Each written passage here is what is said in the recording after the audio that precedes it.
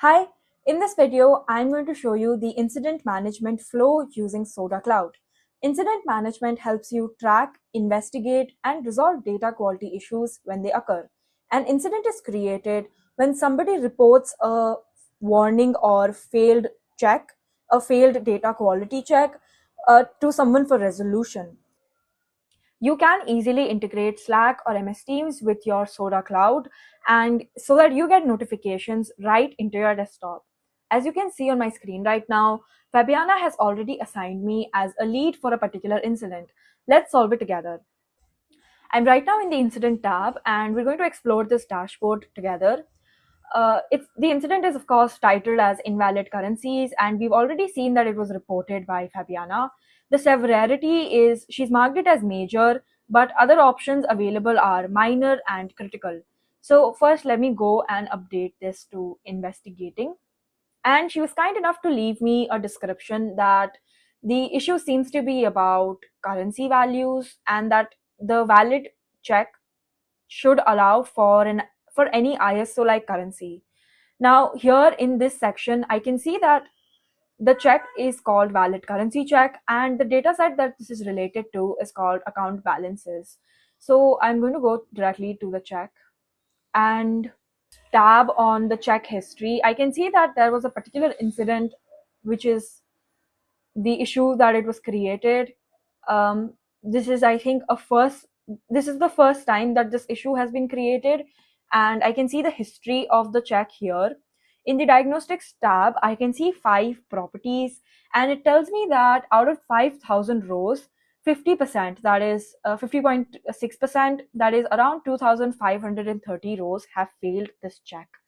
I can directly go to the data set here, and this is the dashboard for the entire data set. I can see the checks that have been applied on this data set. I can see metric monitoring right from this dashboard. Here are the details and profiles of all the columns, various scans that have been done, and of course that there's an incident where I'm the lead. This is the request tab, and there are no requests here at the moment.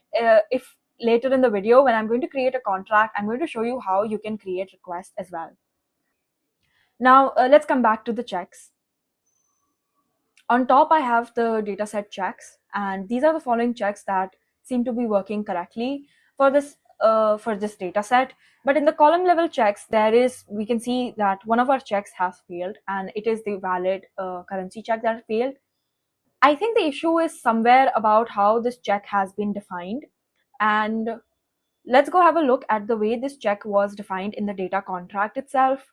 Here I'm using the UI version of the data contract. If you're a non-technical person, you can easily use this UI interface and you don't have to deal with the YML version of it.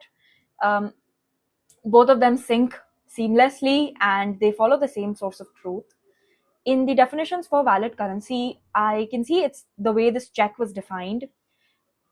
Basically, this check is only allowing or is only considering the USD values as valid values for currency column, right? So if I go to the code version of it, it also tells me the same thing in YML, that in currency, it's a string data type and it seems to only allow the USD value and it's rejecting other values, maybe like euros or INR, etc. So I'm going to open the contract copilot, and I'm going to ask it to update the definition of the check. So I've written my request. I'm going to prompt it, and it's going to review my prompt and update the check. Let's go over the changes that contract copilot made to my data contract. So it went ahead with the check and updated it so that it accepts all ISO currency codes with the 3 uppercase letters condition that I had provided him with, and as Fabiana had requested. I'm going to create a request for this new contract. I'm going to title it as save. Now, as you can see that there was a new proposal and Fabiana who's the dataset owner for this, can see that I've created a new data contract. She'll let me know what she thinks about this data contract proposal that I've published. Now I can go back to the incidents for this data set, to the incident that I had. Oh, I didn't save it when I was marking it as investigating. I'm going to put it at fixing and save it. And Fabiana is going to receive a notification of this, and she can see what changes I made to the data contract. Once the data contract request has been accepted, it will start running seamlessly again. That's it. Thank you.